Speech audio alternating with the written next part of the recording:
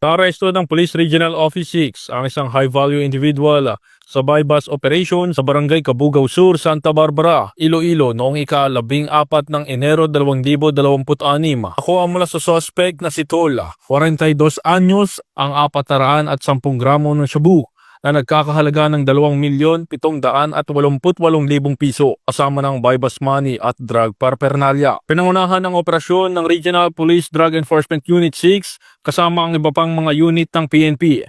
Ayon kay Police Brigadier General Josefino D. Ligan, patuloy ang kanilang pagsusumikap na sugpuin ang mga ilegal na droga sa Western Visayas. Kasalukuyan na sa kustodiya ng pulisya ang suspect at maharap sa mga kasong paglabag sa Comprehensive Dangerous Drugs Act of 2002. Muling iginit ng Police Regional Office 6 ang kanilang paninindigan na palakasin pa ang anti-drug operations upang matiyak ang isang ligtas at drug-free na komunidad. Ito ang bagong PNP para sa bagong Pilipinas, serbisyong mabilis, tapat at nararamdaman.